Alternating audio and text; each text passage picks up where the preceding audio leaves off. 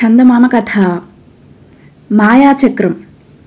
పూర్వం ఒకానొకప్పుడు దేవతలకు రాక్షసులకు మధ్యన గొప్ప యుద్ధం జరిగింది. యుద్ధం జరుగుతున్న సమయాన ఆకస్మికంగా ఒక చిత్రమైన చక్రం ఆకాశంలో నుంచి వచ్చి భూమి మీద పడింది.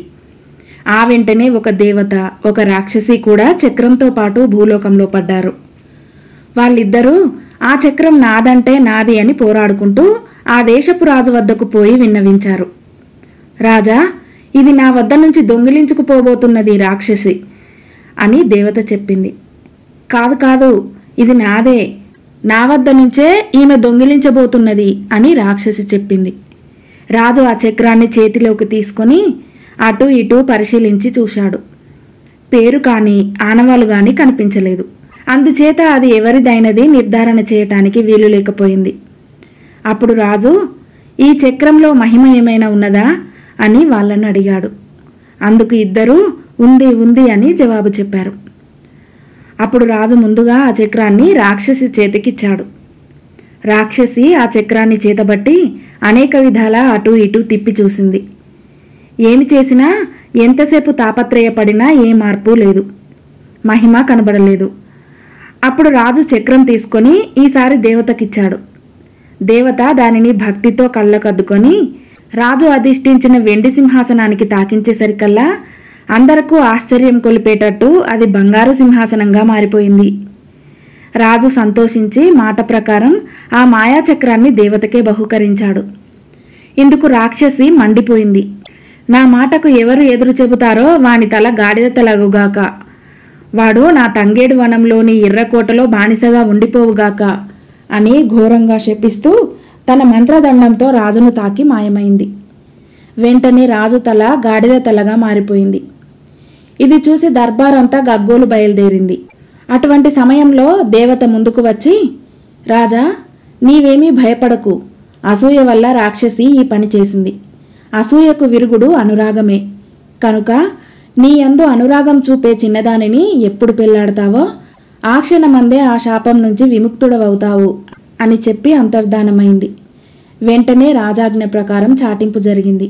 ఆ చాటింపు విని దేశ దేశాల నుంచి అందగత్తెలైనటువంటి కన్యలు చాలామంది వచ్చారు. వారందరికీ రాజును వివాహమాడాలని ఉంది. కానీ రాజుకు రాక్షసి వల్ల జరిగిన అపకారం వారికి తెలియదు. రాజు ఆ వచ్చిన అందగత్తెలందరూ చూశాడు. వారి అందచందాలను మెచ్చుకున్నాడు కూడా. అయితే ఏం లాభం? ఎంతో ఆప్యాయంగా రాజును చూడవచ్చిన కన్యలందరూ రాజు తల చూసి అసహ్యించుకొని వచ్చిన దారినే తిరిగిపోసాగారు. ఇక ఈ జన్మకింతే కాబోలుననుకొని రాజు నిస్పృహతో కోటలోకి పోబోతూ ఉండగా ఒక పొన్న చెట్టు కింద అపురూప సౌందర్యవతి అయిన చిన్నది కంటపడింది. అయితే పేదరాలు కావటం చేత నలుగురిలోకి వచ్చి రాజును చూడటానికి బిడియపడింది. ఆ చెట్టు కిందనే నించుని ఆసక్తితో రాజును పరికిస్తున్నది. ఈ సందర్భం అంతా గ్రహించిన రాజు మారుయోచన లేకుండా నీవే నా రాణివి అన్నాడు ఆమెతో. ఆ చిన్నది చిరునవ్వు నవ్వి సిగ్గుతో తల వంచుకున్నది. అప్పటికప్పుడే పరిచారకులు వచ్చి ఆమెను అమూల్యములైన దుస్తులతోనూ ఆభరణములతోనూ అలంకరించారు. నగరం మధ్యన ఉన్న ఆలయంలో అతివైభవంగా వివాహం జరిగింది. పెళ్లి కాగానే తనను ఏదో అడగటానికి రాణి ఎదురు చూస్తూ ఉన్నట్టు కనిపెట్టాడు రాజు. రేపు ఉదయం వరకు నన్ను ఏ విషయంలోనూ ప్రశ్నించవద్దు, అటుపైన సంగతి సందర్భాలన్నీ నీకే తెలుస్తాయి అన్నాడు. అయితే ఆనాటి రాత్రి శయ్యామందిరంలో రాణి చెయ్యి నిద్రిస్తున్న రాజు తలకు తగిలింది. ఆమె లేచి చూడగా అది తనింతకు ముందు చూసిన గాడిద తలలాగా కనిపించలేదు. ఈ చిత్రం ఏమిటా అని దీపం వెలుగున పరీక్షగా చూసేసరికి గాడిద తల లేదు, ఏమీ లేదు. తన భర్త అతిరూప సుందరుడైన రాజకుమారుడు. ఇది చూసి రాణి సంతోషానికి అంతులేకపోయింది. రాణి ఈ సంగతి కనిపెట్టిందే కానీ తన తల ఈ విధంగా మారిపోయినట్టు రాజుకు తెలియనే తెలియదు. రాణి దీపం పట్టుకు చూడటంతో రాజుకు మెలకువ వచ్చింది. ఆమె ఆశ్చర్యంతో ప్రశ్నించింది.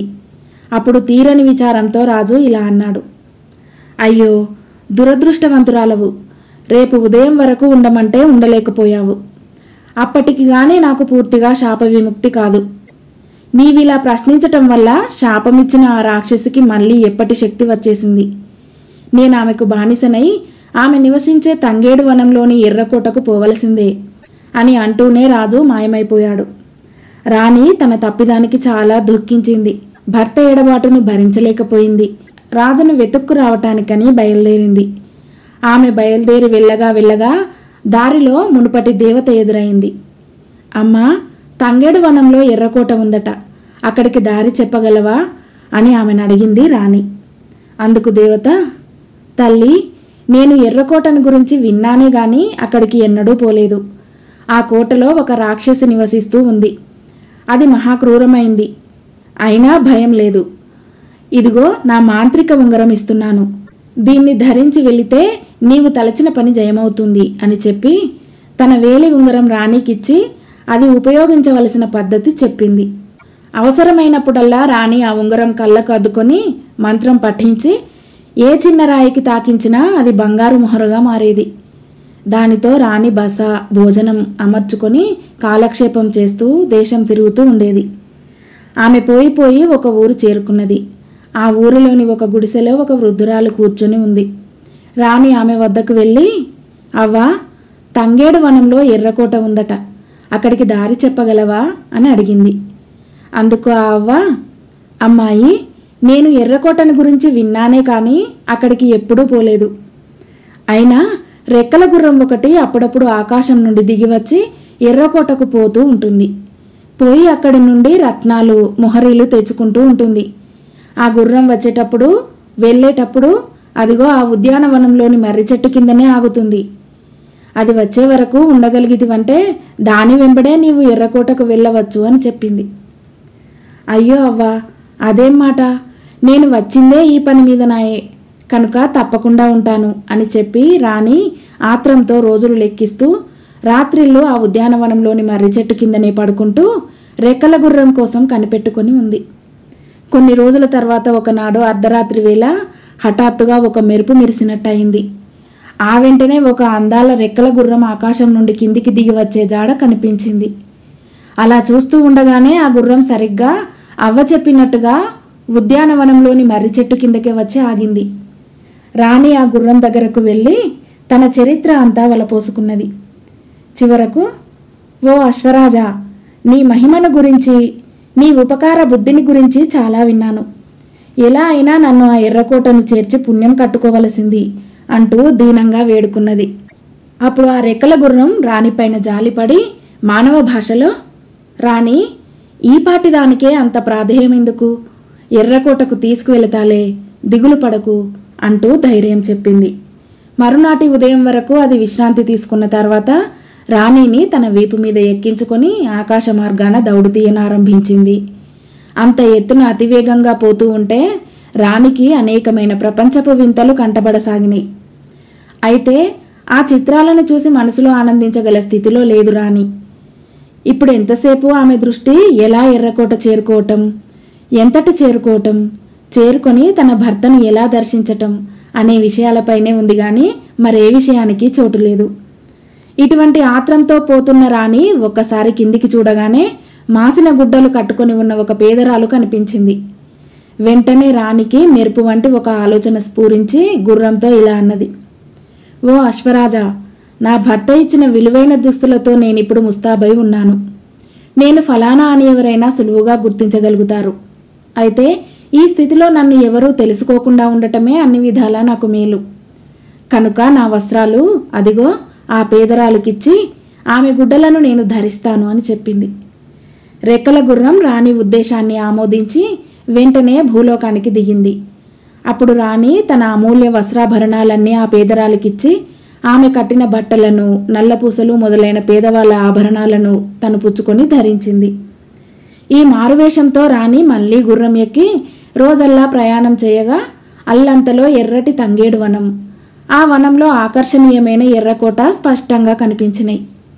అప్పుడు గుర్రం, మనం రావాల్సిన చోటుకి వచ్చేశాం అని రాణికి చెప్పింది. రాణి చాలా సంతోషించింది. అశ్వరాజమా, నీ పని ఇంతటితో తీరిపోలేదు. నేను మళ్ళీ వచ్చే వరకు నీవు ఇక్కడనే ఉండాలి. ఈ ఉపకారం చేయక తప్పదు అన్నది. అందుకు రెక్కల గుర్రం, రాణి, ఈ ఎర్రకోట దేవలోకానికి కూడా కనిపిస్తూ ఉంటుంది. ఇక్కడ ఉండే రత్నాలు మొహరీలు దేవతలకు ఎంతో ఇష్టం. అందుచేత వారి ప్రభావం వల్ల నేను ఈ లోకానికి వచ్చి రాక్షసికి తెలియకుండా కానుకలు పట్టుకుపోతూ ఉంటాను అని చెప్పింది. ఈ మాటకు రాణి, నా కోసమని నీవు రేపటి వరకు ఉండు, ఆ విధంగా ఇద్దరము వచ్చిన పని ముగించుకొని వెళ్ళిపోవచ్చు అన్నది. రాణి ఇలా అంటూ ఉండగానే కోట లోపలి నుంచి రాక్షసి వచ్చి వింత గుర్రాన్ని చూసి ఆశ్చర్యపడింది.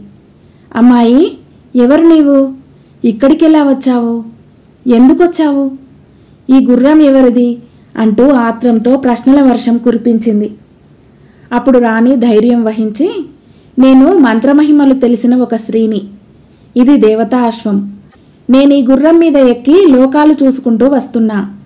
దారిలో ఈ ఎర్రకోట ముచ్చటగా కనిపిస్తే ఏమిటో చూద్దామని ఇక్కడ దిగాను అని బదులు చెప్పింది.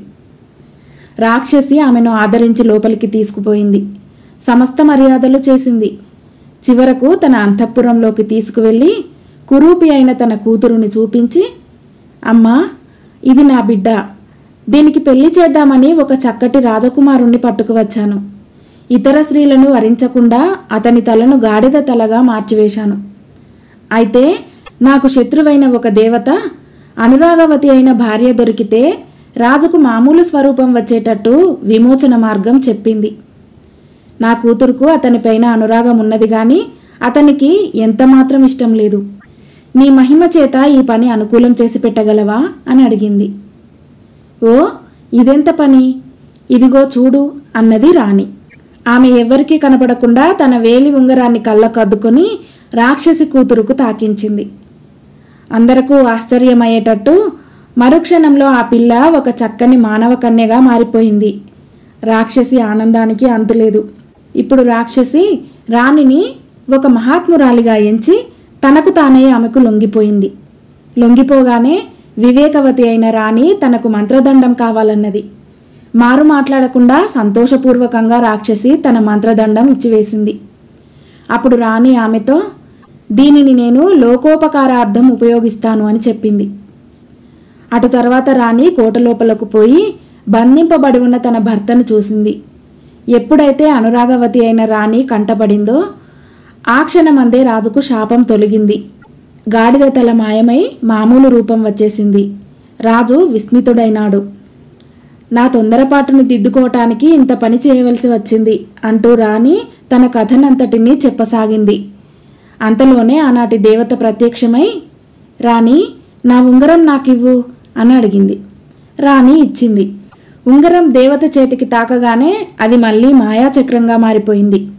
అప్పుడు దేవత, రాణి, ఈ చక్రం కోసమే నాకు రాక్షసికి మధ్యని వైరం. దీనిని గురించే నీ భర్త తీర్పు చెప్పి నాకు ఇప్పించాడు. అయితే ఈ చక్రం వల్లనే నీ భర్తకు శాపం తగిలింది. దాని ఫలితంగా నీవున్ను కష్టాల పాలైనావు. ఏమైతేనేం, చివరకు ఉంగరం రూపంలో నీకు అంగరక్షగా నేనిచ్చిన ఈ చక్రమే మీ కష్టాలు గట్టెక్కించింది. వృద్ధురాలు, మామిడి చెట్టు, రెక్కల గుర్రం అన్నీ నా కల్పన. ఇటుపైన రాక్షసి వల్ల లోకానికి బాధలేదు. ఆమె ఇష్టం వచ్చిన చోట ఉండని. సుందరవతిగా మార్చబడిన ఆమె కూతురు మిమ్మల్ని ఆశ్రయించుకొని ఉంటుంది. ఆమె క్షేమం చూడండి. రెక్కల గుర్రం ఎక్కి మీ ముగ్గురు మీ రాజ్యం చేరుకొని సుఖంగా ఉండండి. ఇదిగో నా మాయాచక్రం తీసుకొని నే పోతున్నాను అంటూ దేవత అదృశ్యమైపోయింది. కథ సమాప్తం.